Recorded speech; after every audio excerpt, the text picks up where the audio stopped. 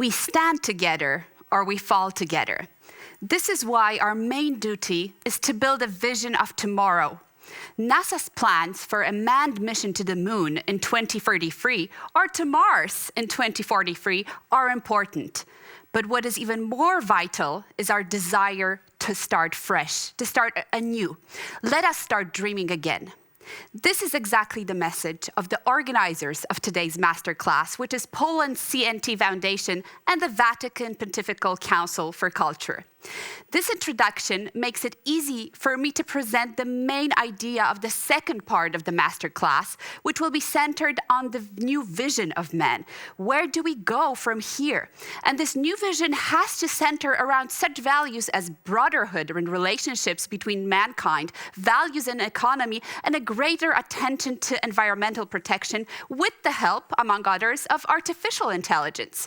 So our first speaker is no other than Professor Jeffrey Sachs, an economist from Columbia University.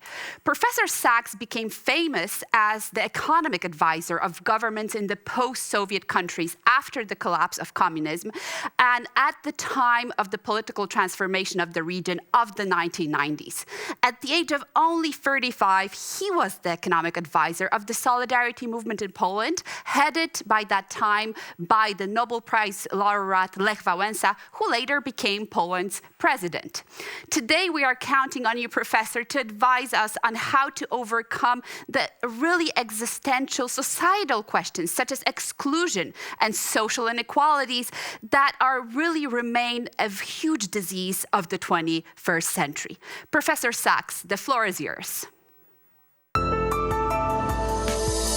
Hello, I'm Jeffrey Sachs, university professor at Columbia University and president of the United Nations Sustainable Development Solutions Network. And you are pondering the big question, what do we want for the future and how should we change the economic system to achieve the future we want? That phrase, the future we want, is actually the phrase that the governments of the world adopted as they met in 2012. 20 years after the Earth Summit in Rio de Janeiro, where they had adopted treaties on climate change and on protecting biodiversity and on fighting the spread of deserts. And they met 20 years after those three treaties in a pretty grim meeting that I was at, once again in Rio, saying we're not getting the future we want. The economy is not delivering for humanity. We're not even achieving those three environmental treaties. What they agreed in 2012 is something quite important, and that is to adopt the framework of sustainable development to reshape the world society and the world economy. The governments negotiated for 3 years, and then in September 2015 adopted the Sustainable Development Goals. 17 goals directed at priorities such as ending poverty, ending hunger, ending gender inequality, reducing inequality of income, and fighting human-induced climate change. And then a few weeks after adopting the 17 Sustainable Development Goals, the same governments got together and adopted the Paris Climate Agreement in December 12th, 2015.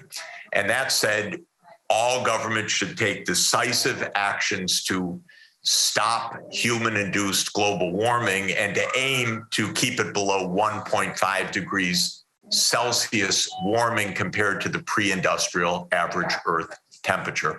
Now, the reason I think that this is significant, both of these agreements reached within a few weeks of in the fall of 2015, is that sustainable development is the kind of holistic framework we need for our world.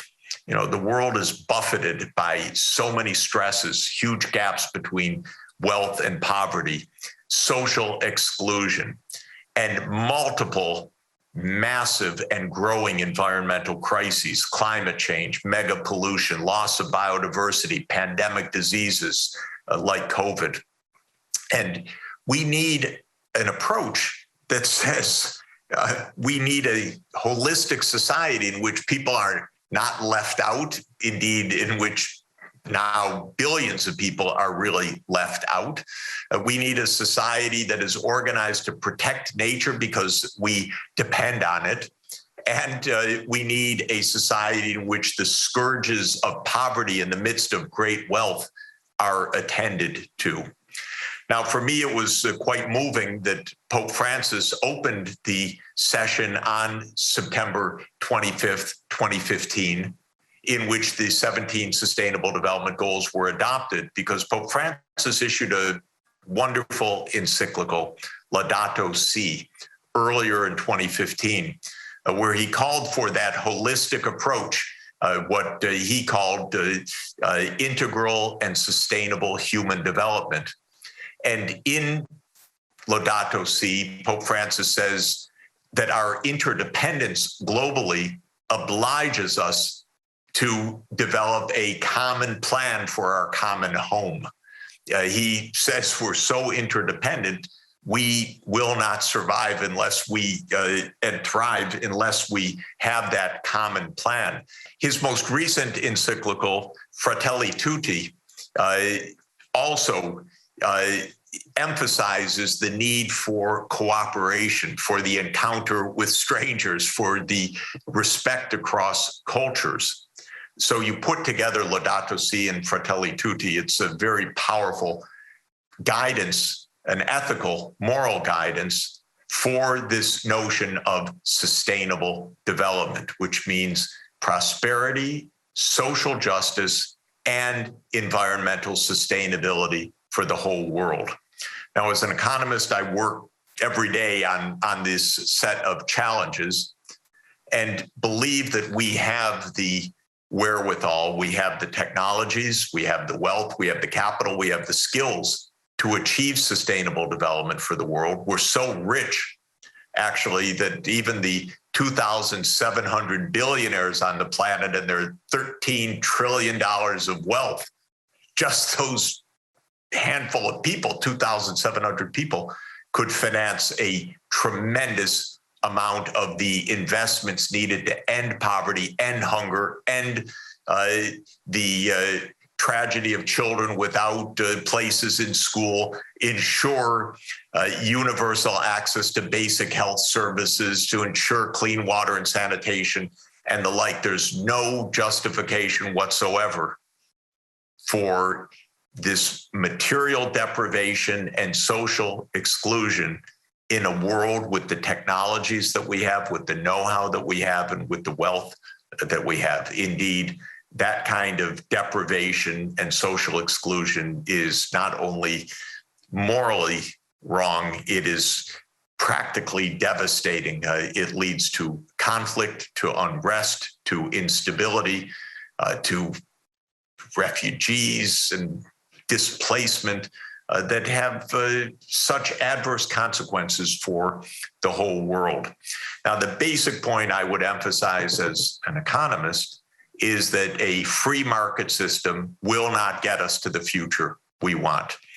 Sometimes I'm associated with, quote, free market reforms, but I can assure you I have always believed in a mixed economy, what's sometimes called a social democratic ethos, where markets and government and civil society coexist and cooperate so that we do not get mass inequalities of wealth and income, so that we do not have social exclusion, so that we do not have environmental destruction.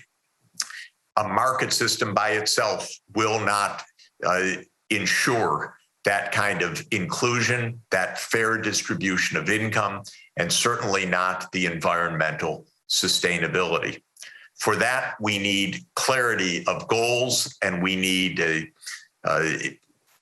to see our public sector as an expression of our collective will, politics for the common good.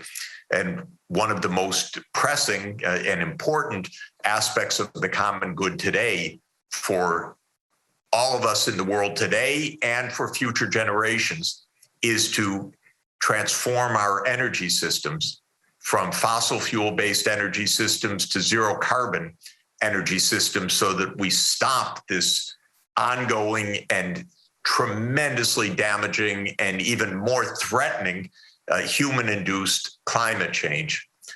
We also have to make massive transformations in how we use land, how our food is produced, how it's processed, how it's transported, how the global supply chains work so that we're not destroying the habitat, the rainforest, the other ecosystems that are so crucial for well-being on the planet. We are, I believe, in the process of creating a new global ethic in which across cultures worldwide, we have the shared understanding about the need for this kind of social inclusion, social justice, economic rights, and environmental sustainability. We are forging, I believe, it's hard, it's step by step.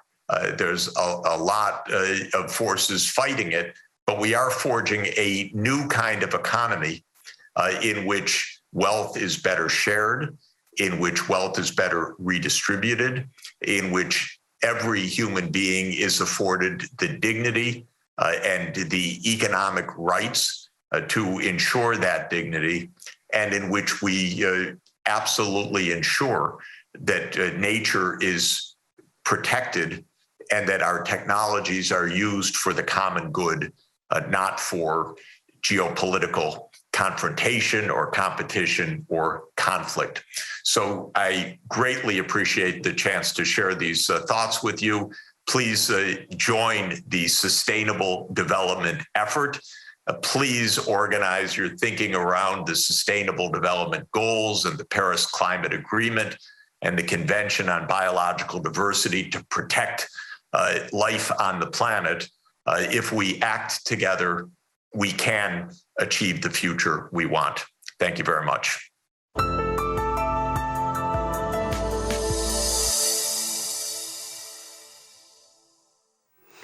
Thank you, Professor Sachs, for what I think fundamentally was a very optimistic message.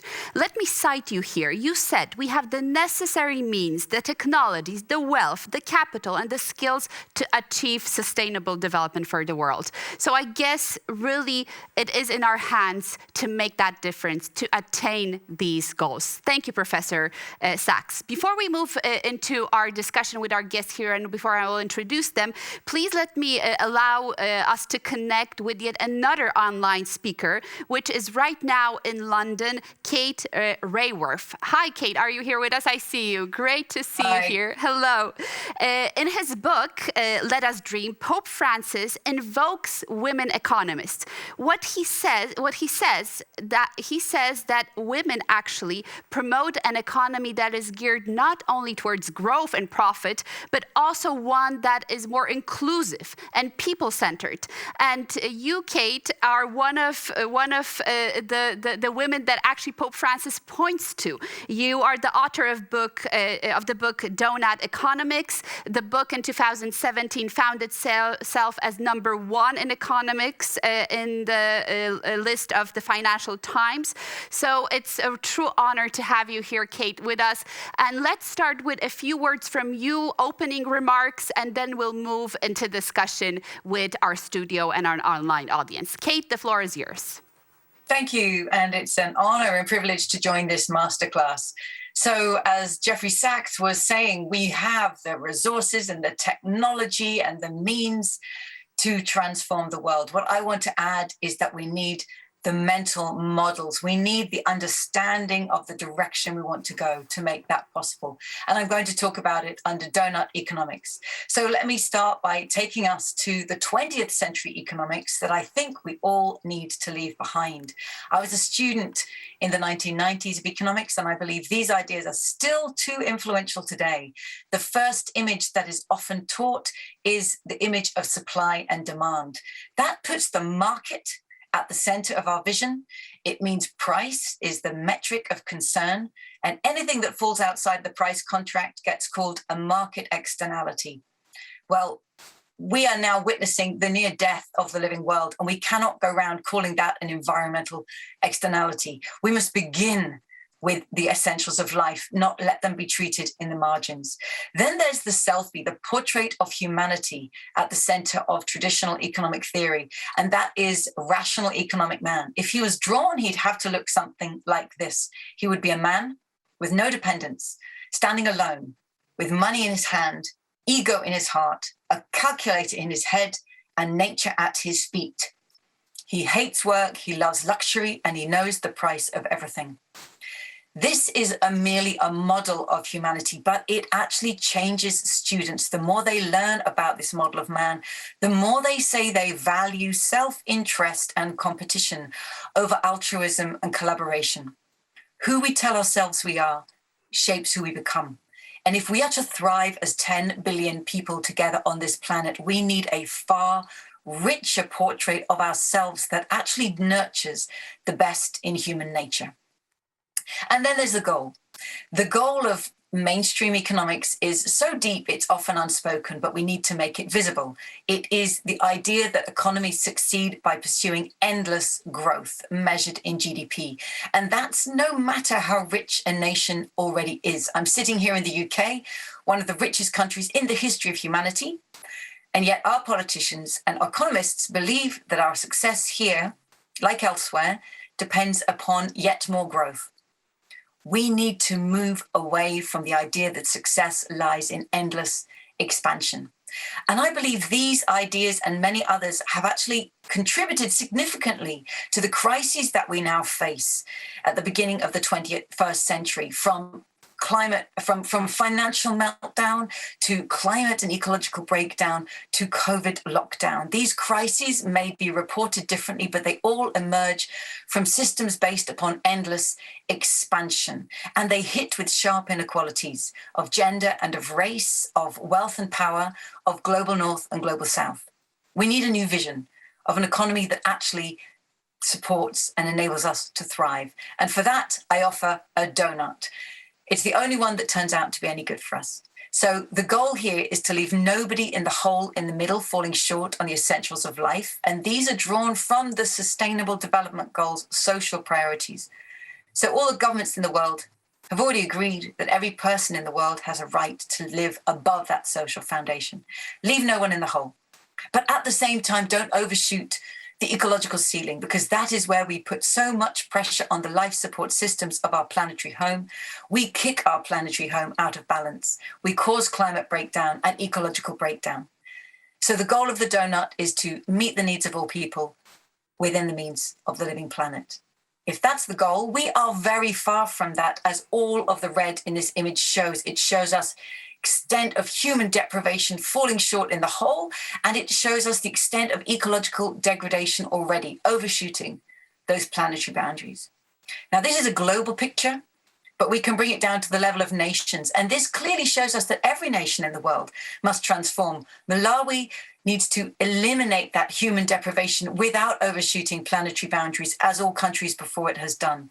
China and many others like it have a double whammy of human shortfall and ecological overshoot. And the United States has massive ecological overshoot, and we know there is human deprivation in the midst of plenty. To me, this image tells us that no country in the world should call or consider itself to be a developed nation, an advanced nation. We are all on journeys of transformation. And the last century's economic theories and government policies and business models will not get us there, because they weren't designed to solve this. We need new theories, new models, new visions, and new policies of our own to turn this story around. So where should we begin with 21st century economics? I begin never with supply and demand. I begin with a big picture of the economy, recognizing that the economy is embedded in society, embedded in the living world, drawing on Earth's materials, putting out waste, bathed in a river of solar energy. The economy is a subsystem of the living world and must be compatible with it, must be conducive to life. But then dive inside the economy. And there, yes, there is the market, where we may be consumer, producer, capital, or labor.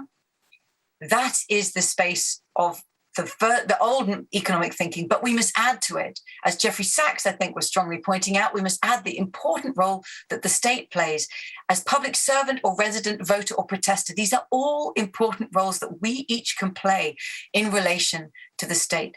20th century economics focused very much on the market and the state, but we must add now sectors that were really neglected but fundamental to our provisioning for our wants and needs. The household, where we all begin every day as parent, partner, relative, or child, caring for each other, that space of care that is unpaid but invaluable.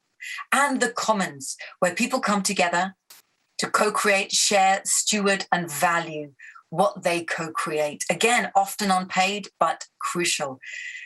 We must nurture in ourselves all of the values that enable us to operate well in each of these ways. They call upon us with very different values and behaviors and relationships. And I believe to thrive in the 21st century, we must nurture all of our social abilities to do these relationships well, to provision for all of our wants and needs. Then let's think about how we actually turn this story around, how we eliminate the red from this picture. I believe we need to put two dynamics at the heart of our economies, becoming regenerative and distributive by design. We've inherited degenerative economic systems that run down Earth's life-supporting systems. We take Earth's materials, make them into things we want, use it for a while and throw it away. That is pushing us over planetary boundaries. We must turn this into regenerative economic systems where resources are not used up, they're used again and again, far more carefully, collectively, creatively, and slowly. Some examples from around the world, very local examples I'm bringing to show that this is possible at the level of a community, a village, a town, whether it's regenerative agriculture in New South Wales, Australia, or a sponge city in Kunli, China, where the water is absorbed into the city. These are places that are reconnecting with the cycles of life where they are.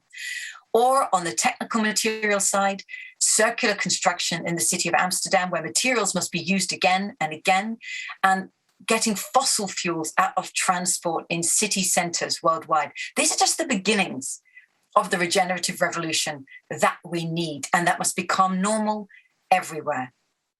Add to that the fact that we have inherited economic dynamics that are often divisive by design, capturing value and opportunity in the hands of a few. And many 20th century companies, businesses were designed precisely to do this. We need instead to turn these into distributive designs where value and opportunity is shared far more equitably with all who co-create it. And again, we can look at examples from the very level of streets in cities, from solar microgrids in Kenya, microgrids of energy that are owned by the community that operates and depends upon them. Rapid transit in Curitiba means transport is affordable, accessible, and fast, even for low-income workers. This is a democratizing transport and mobility. Affordable housing in Vienna, where over 60% of people live in housing that is owned by the city, because the city long ago decided that housing is not an investment asset for the wealthy. It is a human right for all.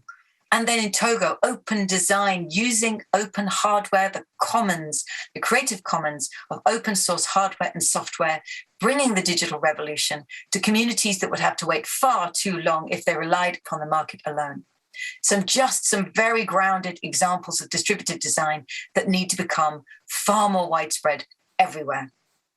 So let me pull back and say that to change the future and to turn this story around, we must transform the dynamics of our economies to become distributive and regenerative by design. And I invite everybody in this masterclass to think at the scale of their own city, their own enterprise, their community, their school, their university, their country.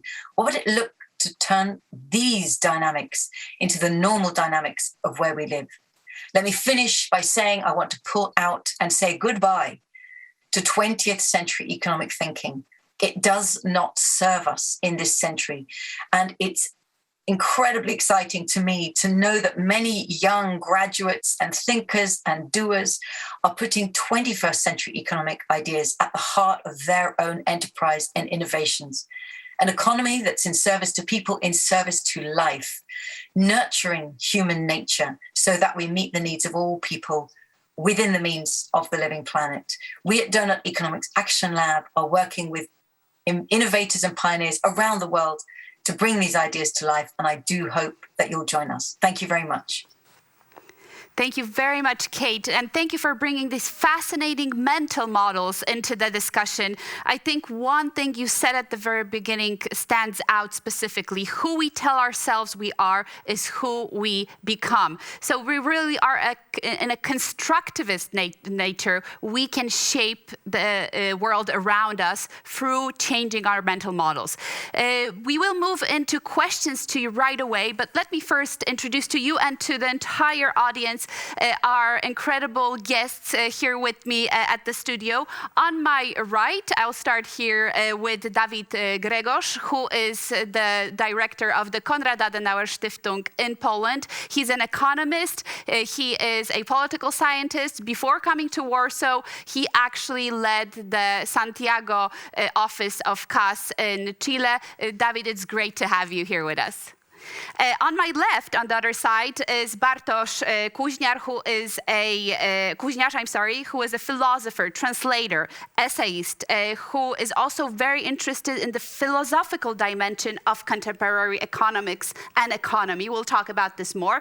You are the author of the book Night of Numbers, in which you make a number of controversial points. I hope some of them will come up in the discussion. You say, and I think you agree here with Kate and with Jeff very much, that contrary to what we managed to start believing with time, man was never the aim of capitalistic logic. And we'll talk about this in just a moment. And last but not least, with me in the studio here, Jacek Kędzior, who is a managing partner of EY in the region in Central Eastern, Southeastern Europe and Central Asia. That's quite a vast geographical region, but also managing partner here in Poland. He is an expert in management, but that's not the reason we really invited him here. We invited him here because he truly understands the importance of values in economy and in life in general, and made these points several times throughout his career. So welcome, Jacek. I will start with the questions right away, and the first question, I understand, comes actually from David. David, the floor is yours. Kate, many thanks for your fascinating approach. I was asking myself, how can we now implement these these mental models for the politicians? How can we convince them? Because when I observe the global landscape carefully, then we see, from my point of view, a competition between basically three models: the state authoritarianism of China, the platform capitalism of the United States, and more or less a welfare system of the European states.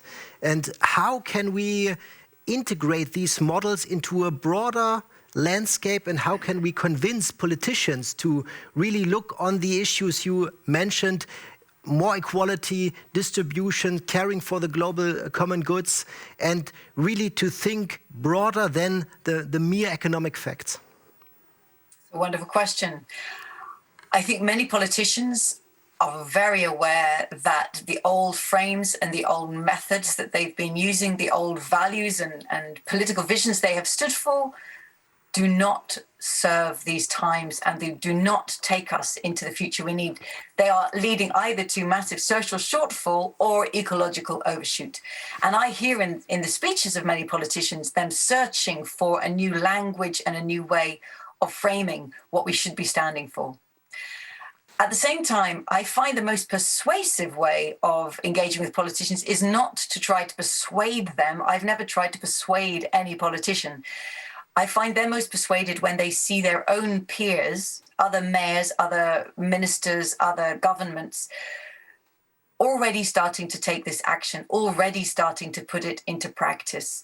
And so we at Donut Economics Action Lab focus on working with the pioneers who already want to do it, because I think they are the most powerful advocate for change and showing that it's not only inevitable, it becomes irresistible. And lastly, between the three models that you shared, I think there is another opportunity. I think we need to harness the platforms. The digital platforms are not going to go away, but they need to be transformed in their ownership and their financing and their service so that they are more like cooperative platforms or platform cooperativism rather than platform capitalism. And let me just come to say that I think of any technology that we use, we can question it against these 5 design traits. What is its purpose? How is it being put into practice? And what is it in service of? How is it networked with other technologies, with its customers and its suppliers? How is it being governed? But most crucially, how is it being owned? Because this profoundly shapes how it's being financed. And I use these 5 design traits actually with city institutions as well to ask, is deep transformation underway? Not just looking at the dynamics of regenerative and distributive, but are we seeing deep transformation in the design of institutions? Because only then will we really begin to reorient our institutions on a very, very different path. Thank you so much, Kate. We move now to Bartosz Kuźniarz with his question. Bartosz, please. Okay, I think it's quite striking how optimistic both of these presentations were, especially given that we all know that we live in very depressed times and we live in a culture that keeps fantasizing about the end of the world but is simply unable to create even the most humble utopias. And now we get these 2 presentations where the glass is certainly half full. Jeffrey Sachs was telling us about this new global ethic that is already developing, right? Based on social inclusion, environmental responsibility, and so on. And you obviously gave us this wonderful vision of an ecologically and socially sound economy. But I guess I wouldn't be true to my profession, and I'm a philosopher, and if I didn't say that I think there's a certain blot on this rosy landscape, and it is directly related to the question of who we are, of what we really want, of the question of anthropology. And when I hear you warning us or admonishing us to stay in a donut, to stay in this cozy Holocene home of ours, right? You tell us that we should not, under no circumstances, overshoot the planetary boundaries, or else we will end up in some catastrophe. I feel tempted to say that, well, this is all that we have ever done as the species that we are. Humans are beings that overshoot boundaries. And in philosophical jargon, you have many, many terms for this. You can call it death drive. You can call it transgression. I prefer to call it being toward infinity, but it doesn't really matter. These are all the same. They mean the same thing. Those categories. And I don't think it's possible now to expect that people will start to all of a sudden define themselves in some defensive way as beings that, I don't know, don't drive SUVs, don't take long showers, etc., etc. And if I may say one more thing, I think this is precisely what many of the greatest stories that we have in our culture tell us about ourselves. Adam and Eve lived in paradise, and then they just had to overshoot the boundary that was given to them. They ate the fruit, right? Plato, in his Symposium, he tells us that love is the desire for the external possession of the good. So this is who we are. We are beings that are larger than life. And I think this is an anthropological constant that we always have to include in our calculations about the future. And I'm not really sure I found it in your presentation or in your book, which I have, obviously, I have read. Wonderful points. Yes, humanity has what you called a death drive, a desire to consume and push. And I think, again, who we tell ourselves we are shapes who we become. And if you look at the sources of Western economic thinking and a lot of Western philosophical thinking, this is written in. John Stuart Mill said in Political Economy, We treat man as a being who desires to possess wealth, and that wealth was seen as insatiable. So we've described ourselves this way, and we create ourselves this way. I think there are other ways that we also are. In reality, there may be a death drive in some, but others focus on caregiving and repair and keeping us within boundaries. And I think it's very, very clear that we respect and we value those boundaries when it comes to our own health. If you are a parent raising a tiny child and that child's temperature goes above 40 degrees, we don't say, this is wonderful, she's breaking out of the boundaries. We do everything we can to bring the child's temperature back down. We know within our own bodies, which are living complex dynamic systems, that life depends upon balance, a balance of temperature, a balance of food, a balance of exercise, a balance of oxygen. Now, we sometimes push it to the limits, but if we want to stay alive, we come back within those limits and we recognize that is what thriving is. To me, it's a profound philosophical question as to whether we can take what we already know at the level of the human body and take it to the planetary body. I will also say that I think this is a very Western philosophical cultural discussion, and there are other indigenous cultures that say we are founded upon recognizing our interdependence with the land. The writer Robin Wall Kimmerer, for example, who wrote a wonderful book called Braiding Sweetgrass, talks about the honorable harvest. You never take the first and you never take the last and you never take more than half. So there are principles in other cultures that actually profoundly respect the need for balance and don't at all have a death drive written into them. So I think it's a very Western question of, can Western culture and society and norms that have evolved to think that we should break through boundaries, and this is how capitalism has accumulated and succeeded, can we reinvent that and rediscover something informed by other cultures? I want to come lastly to the point that you say it's a very optimistic or rosy presentation. I'm certainly presenting the possible. Not that I'm optimistic, but because I believe if we don't present what could be possible, there's absolutely no chance we'll ever make it happen.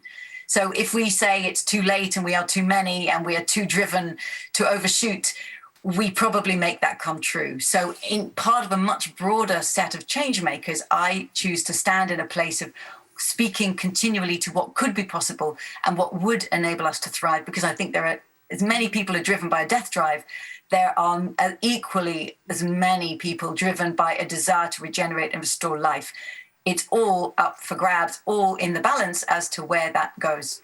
Thank you, Kate. We have really just a few minutes, and I wanted to bring one more question from the studio here and one online. So my big request is to keep the questions and answers this time a bit shorter. So Jacek, please, the question. I know everybody, when you were talking here, truly agreed. They were nodding with you, and I think Jacek wants to also relate to some of these things you said. Thank you very much.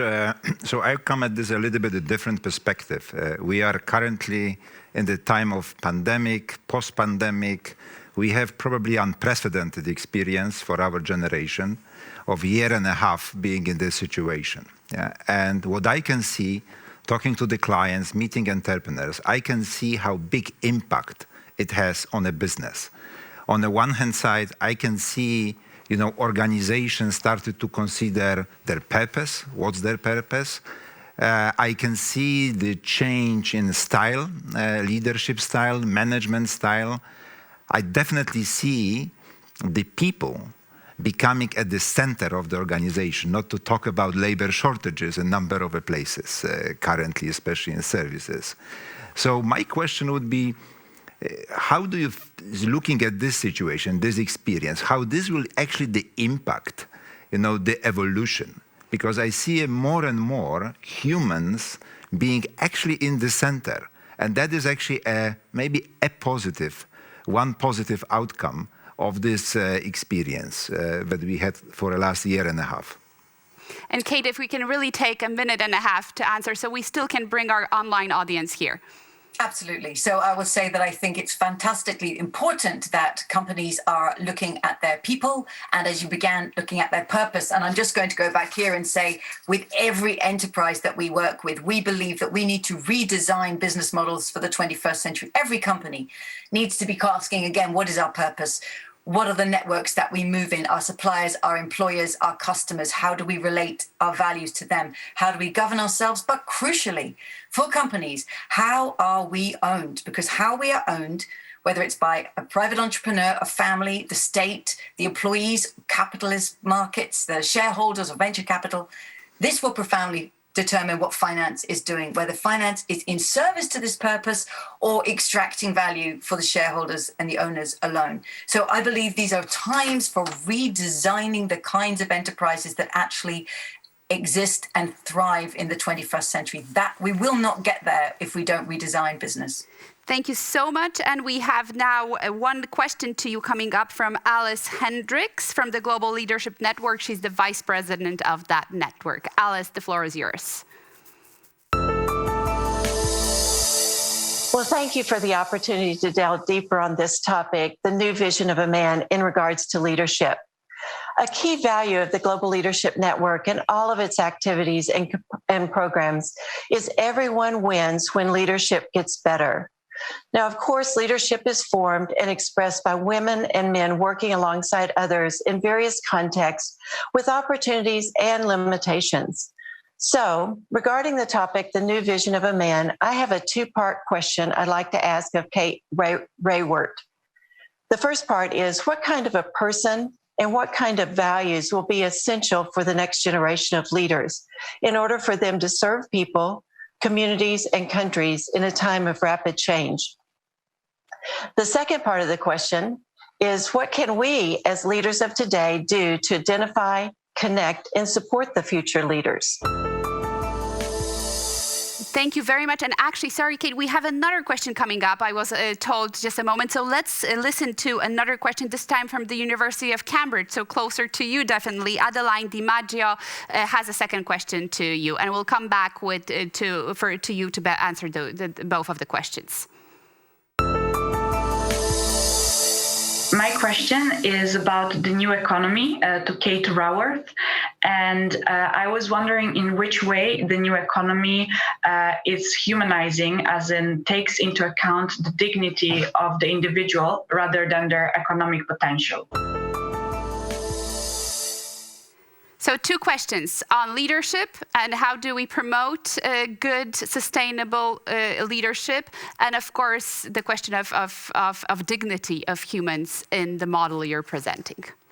Great, thank you. Wonderful questions. So on leadership, I believe we've inherited models of leadership that were very hierarchical, with a pyramid, with a leader at the top.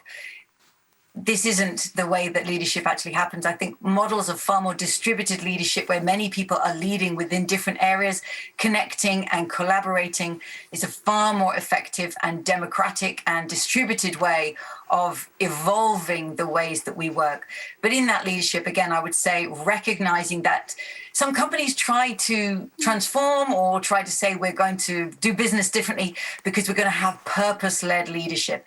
We need to redesign the institutions that we are part of because they need to allow the leadership to be transformative. If we are stuck in business models that capture value for shareholders, where finance is on quarterly reports, no matter how enlightened a leader is, they are going to be continually performing to quarterly reports. And we've seen it in leadership from people like Paul Pullman of Unilever, from Emmanuel Faber of Danone.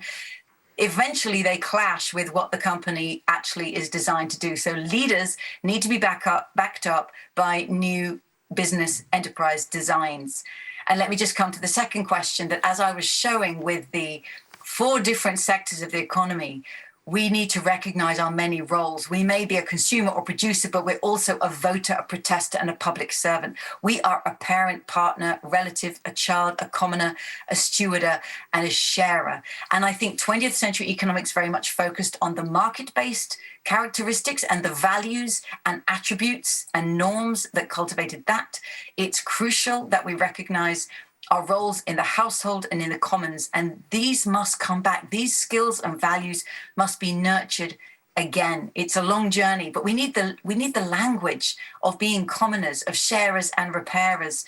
We need the skills and the principles of doing that well. We're only just beginning to learn this again. Kate, thank you so much. First, thank you for a fantastic presentation. I think thought-provoking, and in the studio, I felt that we mostly agree on your arguments. There is a sense of urgency to change the way we live, the way our societies function, and most importantly, how the economy delivers sustainable development overall. So, Kate, it was a pleasure for us to have you. Thank you so much, and all the best to London and the UK. Thank you. And now, ladies and gentlemen, we move to our last speaker and to a topic that I think is equally fascinating, the question of artificial intelligence. And believe it or not, but actually in a research we learned that 50% of EU citizens think that political leaders could be and should be replaced by robots. So it seems we're starting to trust artificial intelligence more than we trust our leaders today. And Mike Walsh, who I hope is just joining us here, knows a lot about artificial intelligence, and I hope he will able to answer the most important question that we will try to pose in the discussion to come is, can artificial intelligence help us save our planet? Can it make us better or not? So, ladies and gentlemen, with us here, Mike Walsh, the floor is yours, Mike. Hi, it's wonderful to be speaking to all of you today. Although I do need to be honest with you about something. On reflection, the last few years have not been a great time to have been a futurist. Probably wouldn't have been fantastic if your job was a psychic or an astrologer either. As you might expect, I get asked a lot, how is it that you failed to predict COVID-19? And it's true, I completely missed the pandemic. But in many ways, that wasn't my real mistake. I think my real mistake was underestimating the capacity of some kind of external event like a coronavirus, having the potential to not only change the world as we know it, but essentially to bring this world of 2030 forward a decade to today. And if you think about it, that's exactly the extraordinary position we now find ourselves in. Although interestingly, I don't think it's the first time we've had a civilization scale event like this. You see, if you go back 100 years to the Spanish flu of 1918, what's really striking are not just the similarities with today in terms of face masks, social distancing and quarantines, but the similar set of revolutions, economic, social, political, cultural, that were also unleashed by that virus. I'll give you a simple example. So many men had either died in the previous war or had fallen sick from the virus that during this period, women were forced to take increasing positions of responsibility and authority. This, more than anything else, set the stage for the universal right to vote some years later. There are also big changes in technology. Take a look at this ad from the New York Telephone Company advocating the benefits of this disruptive new device known as the telephone, perfect for staying in touch with friends or colleagues that might be trapped in quarantine. Now, you'd be forgiven for thinking this ad came out in 1918, but it in fact came out during the cholera outbreak of 1910. You see, by 1918, so many of the human operators and switchboards had fallen sick from the virus that telephone companies were begging their customers not to use the telephone for fear they might overwhelm the network. It's a timely reminder that then, as now, even in a moment of accelerating technologies, the key question when to understand the shape of the future is not technology but anthropology. Rather, what is the true potential of human beings and human intelligence? That's what I want to talk to you about today. And if anything, the crisis has really just forced us to now consider what the real value of human beings is and how they need to evolve and adapt in a world that's going to be increasingly shaped by machine intelligence. For me, the place to start this story isn't necessarily you and I, but to think about the next generation, the people that are really going to live in the future. Now, I'm sure many of you are too young to have kids, but those of you that do, look at it this way. This generation are going to be radically different than any other before us. Sure, we know how to use mobile phones and tablets, but they not only grew up with them, they grew up in a world in which all of their experiences have essentially been shaped by data. Think about it. Kids don't listen to music. They listen to Spotify. They don't watch television. They're on YouTube. They don't hang out with their friends in person anymore. They're on TikTok or Roblox or Instagram. In other words, as this generation grows up, all of their experiences are going to be shaped by this new world of artificial intelligence and AI-powered experiences. And this already is having very big consequences on the future of work, the future of jobs, the future of employment.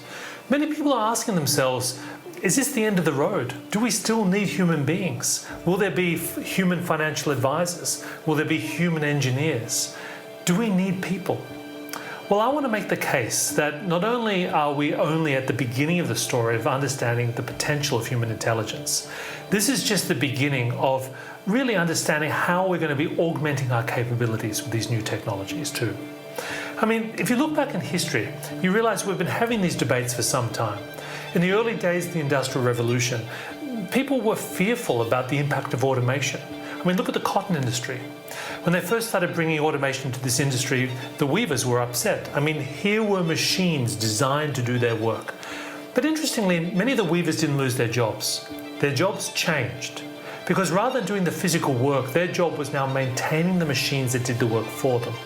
But as a result, their productivity improved, the quality of cloth improved, people started buying more cloth. And between 1830 and 1900, which was the peak of the Industrial Revolution in America, the number of people in this industry didn't go down. It in fact quadrupled. Something very similar happened in the financial services industry. Now, can you imagine if I was actually speaking to you and you were a big association of bank tellers, and it was the late 60s, and I, as a late 60s futurist, was telling you that there's this amazing new technology known as the ATM, the automated teller machine. I don't think you would have been excited. You would have been in living fear and existential dread. Yes, it was true. You didn't now need as many human beings to work in bank branches, but this just meant it was cheaper to open up bank branches. So banks did just that. They opened up many more banks in many more places in many more formats. There are actually more bank tellers today than there were before the ATM, but that's not really the point. You see, you need to hire a different kind of person now, someone with different skills, someone who create great experiences for customers. This is the question we often fail to ask. It's not, will technology destroy jobs and undermine potential, but rather, how will it change jobs? And what new capabilities and new potentials does it force us to unlock? What I think this means in an even bigger scale is that we need to become a new kind of leader. We need to become algorithmic leaders. And when I say algorithmic leaders, I don't mean that we have to learn how to program, but rather we need to evolve and adapt for this new algorithmic era in which machines and artificial intelligence is so core to the way we deliver value. In particular, I think we're going to need two very different sets of skills. On one side, we need a deep understanding of human complexity, the ability to know how to empathize, to motivate, to incentivize. But we're also going to need some machine-type skills as well, or the ability to think computationally, to leverage data and technology to augment our own senses. So what I think going forward we're going to need is a new set of principles to guide us as we go on this new journey of human discovery. I want to share a few of those principles with you. The first principle, I think, is, like I said before, we need to get better at understanding the impact of technology on jobs. In a way, we need to learn how to find the new job inside the old one. Almost every profession is going to change with the result of more computation, more artificial intelligence. I came across this wonderful story when I was researching my book of an astronomer who was at the University of Austin, Texas. His name was Andrew Vanderburg. And one day, Andrew got a call from an engineer at Google, known as Chris Chalou, who said Google was looking for more interesting data sets to apply machine learning to. And he suggested that maybe they could use the data set from the Kepler telescope. So the two of them built an artificial intelligence or a machine learning model to find exoplanets, or large planets that are like Earth but in other solar systems. And in doing so, after training this for about a week, they set this loose on the data and they started to find planets that had been completely missed by traditional astronomy and methodologies. It was really the birth of a new kind of profession, the computational astronomer. But the truth here is that in the future, we will be looking at the skies not with our eyes, but through the lens of algorithms and data. And you're seeing this kind of revolution of every field, whether it's archaeology or astronomy, architecture or accounting, even art. A great friend and colleague of mine is an artist by the name of Refik Anadol. He's a data sculptor. He actually takes live data sets, whether it's from musicians or conductors or even earthquake data from the Los Angeles, and feeds us into these incredible digital architectural models. Whatever your profession is that you want to go into, whatever career you want to pursue, the question you have to ask yourself is, what happens if you add artificial intelligence, data and computation to it? Can you not only reinvent your own possibilities, but find an entire new profession that never existed in the past? The second rule I want to share with you is don't work, design work. One of the most important things that we have to do in the future is not to do jobs as the way they used to be, but ask ourselves, is there a smarter way of doing this? This is a fascinating fellow by the name of Josh Browder. He was originally a student who came from England to the United States to study. He got a whole bunch of parking fines when he was studying. But rather than pay them, he stayed up one night and wrote some code to basically automate challenging all those fines. He managed to get off all of them. And so he thought to himself, this is great, other kids could use this. So he launched it as an app known as Do Not Pay. In the last few years, hundreds of thousands of fines, millions of dollars have been transferred from governments back to teenage drivers. It's really an incredible lesson, isn't it? Because rather than just trying to work hard, essentially Josh was profoundly lazy. He didn't want to do things in the normal way. He thought about how could you use technology to actually challenge the way things have been done in the past. And that, I think, any employer in the future is going to be exactly the kind of person that they would want to hire. The third principle for me is, if the answer is X, learn how to ask why. There's no doubt in this new age we're going to face increasing threats, not only cyber attacks and data breaches, but the risk of growing AI bias and algorithmic discrimination.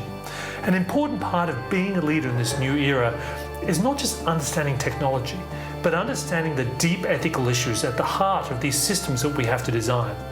Even if you're not an IT person, as a business or ethical leader, these are the debates you're going to have to take part of. Because the future is not inevitable. The future we get is the one that we choose to live in. And a big part of that are the ethical discussions and debates that we need to have about privacy, about rights, about inequality. And that, more than anything else, is an essential part of being a human leader. So, like I said to you, I think we're going to need a whole new set of leadership principles to guide us in this new world. I shared 3 with you quickly, given the short time we have. I've actually got another 7. They're all contained in my book, The Algorithmic Leader. It was recently published in Poland, but if you'd like some more information as well, you can find it on Amazon. If you scan this QR code with your phones, it'll immediately link you to some more information about the book and also the audio version. I hope you find it interesting. But what I really want you to take away from my short talk with you today is really the potential that exists in this new era that's coming. Often when it comes to artificial intelligence, we ask ourselves, can we cut costs or even cut jobs? But the more interesting question for me is this: what is now possible in an age of AI that was simply not possible before? You know, it's been wonderful speaking to all of you, and I'd love to stay in touch. So take a minute to follow me on Instagram or on Twitter. But what I really want to share with you is the very simple idea. We are at the dawn of a new world, a world that's going to run on very new rules. And while for many of us are trying to imagine what this means for the future of our jobs and the future of our potential, what I want you to remember is that ultimately the world we live in is going to be up to us and the decisions that we make now. Because now is the time for us to reimagine how we engage with our customers, our clients, our communities. Now is the time for us to redesign how and where we work. And now is the time for us to reimagine our role as leaders. Because now, more than ever, is truly the time for transformation.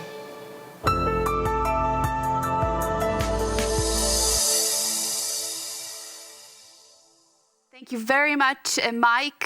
It was a fascinating lecture. Before we bring you into the studio, let me first have a short discussion with the gentleman here. Jacek, what were your thoughts when you were actually looking at the number of different points that Mike was making? He talked about the inevitability of artificial intelligence as part of our lives, that the new generation is going to be basically raised in this virtual world, and it's going to see the world through completely different lenses. But we will also look at space, and we are already looking at space through really data, not through our eyes, yes, through models. So what were your first impressions? First of all, I just realized that we are at the very beginning, although I see how technology is actually already transforming a number of the organization. And I think what we are observing probably in the last couple of months, the accelerated pace of a transformation of a lot of organization.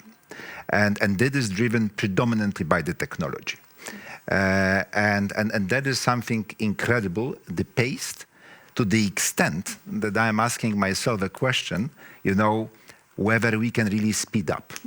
Because there are natural limitations. I think when I look from the perspective of the big organization, our clients, I see the human element is so critical for the ability to actually implement the change and be able to create an organization that is still going to live and is going to be positioned for the future.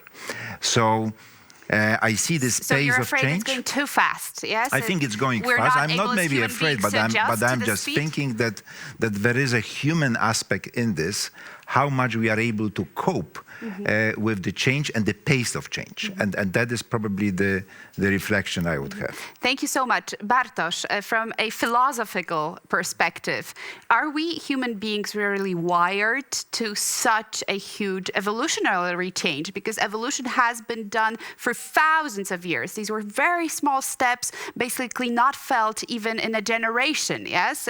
Many generations had to pass for us to learn new skills, acquire new talents, move from into the agrarian society and so on. And now the last 100 years have been this pace that Jacek is talking about. Can we really cope with this as human beings, and also with a world that's so different, that also is ruled by different principles that we know from the non-virtual world? Yeah, I'm not sure. When I was listening to what Mike Walsh was saying, I was thinking about this broader historical perspective. And because what he is saying, it's basically the intelligent machines are not the enemy. They are our opportunity. But actually, he's talking from within the current system. And I understand we can make more money using those machines, not even 10% more, but 10 times more, right? That's great. And I think it may very well be so. But I wonder what is the long distance perspective here.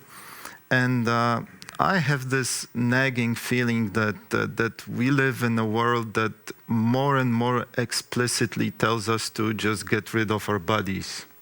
Because consider this, the economic system could be much more efficient if it wasn't hindered by this reactionary body that we have.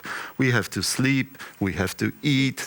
We have to drive we to have work, to drive. Our pollute, reactions when driving are really slow. So this is, and I think that's why we have to try to so desperately enhance our performance by different pills, apps, and all those tools that we use. And I want to ask Mike Walsh what he thinks. What does he really think about this? Where is this taking us? So that's my question. And Excellent. Excellent. Mike, are you there? Did you hear the question? Maybe you can answer it right away. So if you heard here, Bartosz, he was not as optimistic as you are of what we can do with artificial intelligence and a world that is so digitalized. He's actually very pessimistic about where the long term is taking us and whether we are capable actually to adjusting to that world in such a short time. Mike, welcome with us again. It's great to be here. I think truthfully, if you really push people, we're all kind of pessimists in a way. It's just what we're pessimistic about. I am a big believer in the potential of tools like artificial intelligence and automation to make work and life better, but I think I'm also very cognizant of human nature and ability to really ignore the potential of these world-changing platforms, even though they're right before us. I think the biggest risk we face, and this is really the divide, is are we going to go into a world in which these tools empower us and make work more meaningful, or are they going to basically usher into a new era of greater surveillance, greater breaches of privacy, and work that's essentially more monitored? One of the things I wrote about in my book is that there's a risk that you have a large percentage of the world that essentially end up working for algorithms. So they're like Uber drivers, people who are in Amazon factories stacking shelves, and a very small percentage of people who've got the knowledge and expertise to work on the algorithms. And this, to me, is a recipe for revolution, and not in a good way. And Mike, what do you think about this idea? Also, Bartosz said a moment ago that maybe our body will become irrelevant to the process, actually unuseful. More important, it will prove that the environmental devastation that comes from our existence in this real world versus a digital, if we were able to move our minds into the digital. Is that science fiction to you, or you think that's something we might see happening at some point? We being frozen and our minds living in an artificial world, a computer game, let's say. Someone was asked about something similar once, and they said it's a bit like trying to worry about traffic on Mars before you've even built settlements there. I think there's a whole host of potential terrifying outcomes, but I'm not a great believer in the singularity. I don't think we're going to upload ourselves into some digital metaverse. I'm more concerned that in places in the world like South Korea today, they've had to build onto the pavements street signs because they can't expect people to look up to see whether there's a car coming. That's a real world problem. So is digital addiction. So is, Instagram. We talk about inequality a lot and the importance of redistribution. But the fact is, the inequality we have in this world is not the inequality that necessarily comes from not having food to eat or places to live. For a lot of us, it's the fact that we see on Instagram lifestyles that we wish we could have, but we're not prepared to work for. And that's creating incredible psychological stress. Mm-hmm. Thank you, Mike. We have David here with us as well with a question to you. Mike, I really liked your optimism, but in my mind were coming the voices of Elon Musk and Stephen Hawking, who really emphasized the risks of AI technologies. And my question is, how can we deal with the risks of that technologies? If I understand AI right, it's about patterns, it's about data analysis, it's about machine learning, and how can we manage the risks which are coming with these new technologies?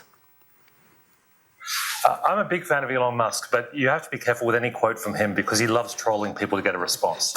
The truth is, artificial intelligence is not some embodied personality waiting to take over the world. It's a set of tools. So the worries we have are not with artificial intelligence, but with people who are building automated systems.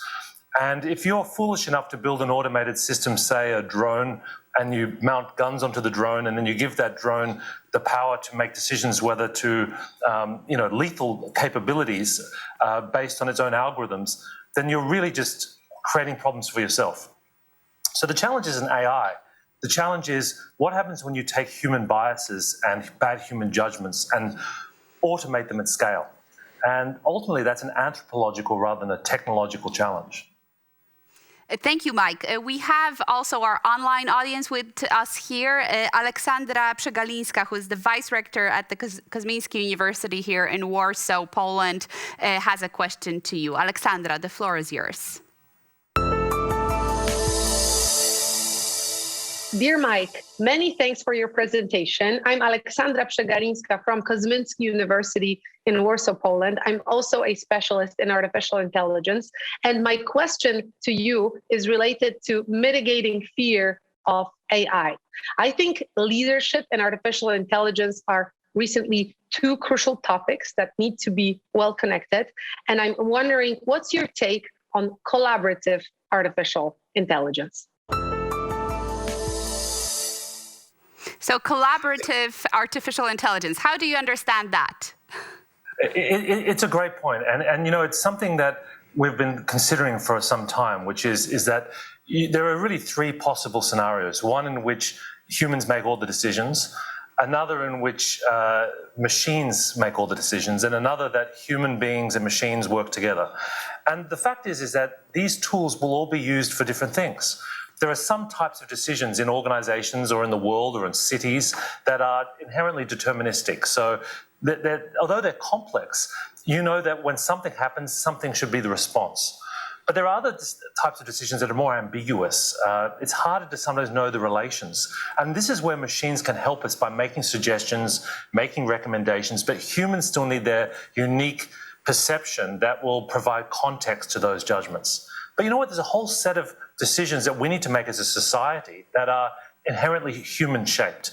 And these, I think, we hopefully will have more time to debate when we can delegate more of the non-essential things to technology.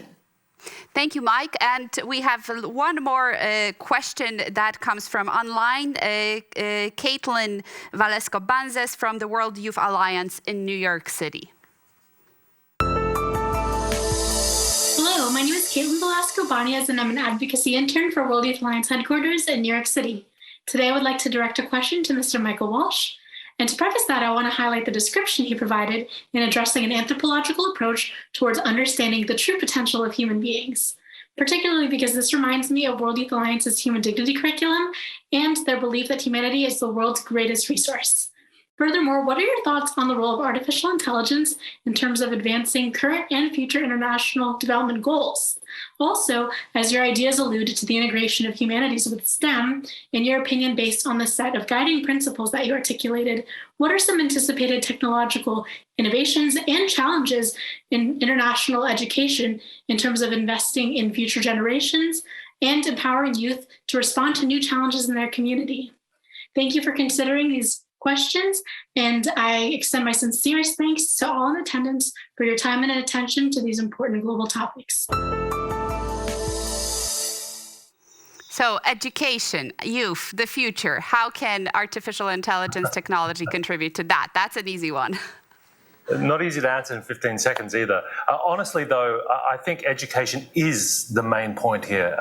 When I was alluding earlier to the risks of the algorithmic inequality between people that work for the algorithms and work on them, the only way you bridge that gap is, not a universal basic wage or redistribution or higher taxes. It's actually education. It's making sure that the next generation have the skills and capabilities that they need to really thrive in this new environment. And I think that's really essential. And it's not something as simple as learning programming or learning coding.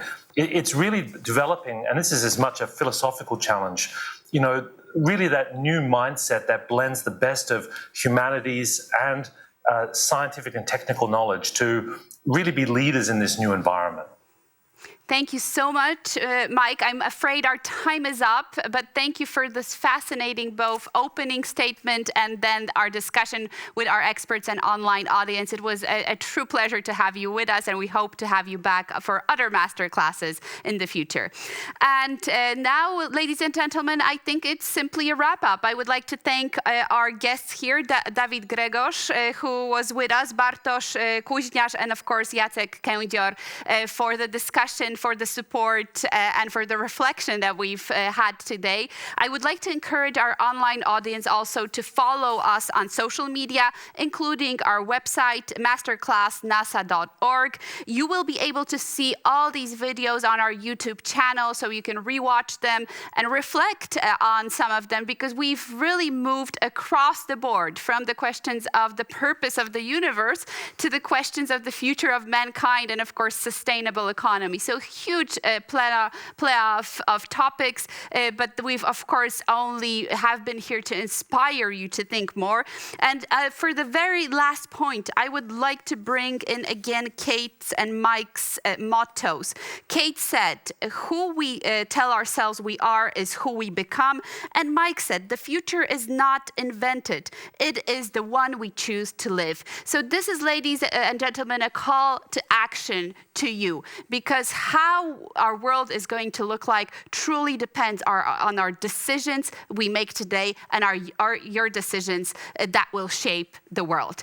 Looking forward to seeing you on our next masterclass. Thank you very much, and good afternoon and good night.